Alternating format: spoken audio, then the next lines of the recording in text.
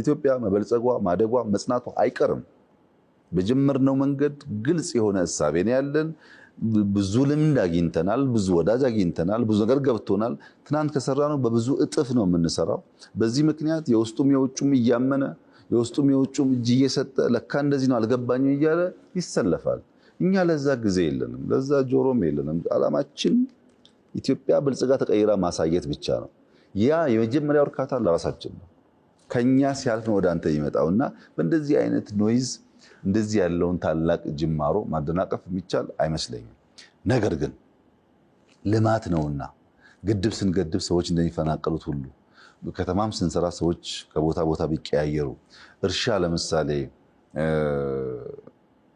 በየግለሰብ የነበረውን እርሻ በክላስተር በምናደርግበት ሰዓት አላግባብ የገቡ ቤቶች ካሉ መንደሮች እነሱን አንስተን ወደ ዳር አውጥተን ሰፈሩን በሙሉ በዶዘር በትራክተር የምናርስ ከሆነ ቦታ ሊቀይሩ ይችላሉ።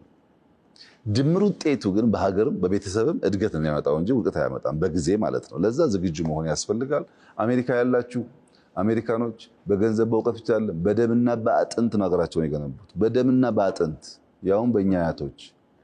አውሮፓ ያላችሁ ነው የምታደንቁ ሰዎች፣ በደምና በአጥንት የተገነባው በዋዛ ፈዛዛ የሚገነባ ሀገር የለም። ኤዥያ ላይ የምናየው በብዙ ስቃይና ድካም ነው ሀገር የሚገነባው። እሱን ነው እኛ የምናደርገው። እሱን ስናሳካ የሚፈጠሩ ስህተቶች ካሉ ዋና ዓላማው ለሕዝብና ለሀገር ስለሆነ እናርቃለን፣ እናርማለን፣ እናሻሽላለን። ያው ተማሪዎች ስለሆን እናጠፋው ነገር ካለ ችግር የለውም፣ ክፍት ነው። ያን ለመማር ዝግጁ በሆነው ልክ ግን ካለምናት ስራ ካሰብናት ስራ ኢትዮጵያን ብልጽግና ከመውሰድ ለሰከንድ ደግሞ ይዘናጋል በሚያስብ ሰው ጊዜው ማባከን የለበትም። እኛ እያንዳንዷን ሰከንድና ደቂቃ የኢትዮጵያን ብልጽግና በሚያረጋግጡ ጉዳዮች ላይ ነው አተኩረን የምንሰራው።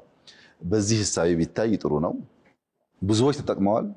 የተጎዱ ጥቂቶች ደግሞ ካሉ እነሱም ይጠቀማሉ። ኢትዮጵያ ካደገች የማይጠቀም ሰው የለም። ለጊዜው ሊሆን ይችላል ችግሩ፣ በሎንግ ረን ሁላችንም የሚጠቅመን ስለሆነ እሱን እያሰብን ብንሄድ መልካም ነው ብዬ ነው የማስበው።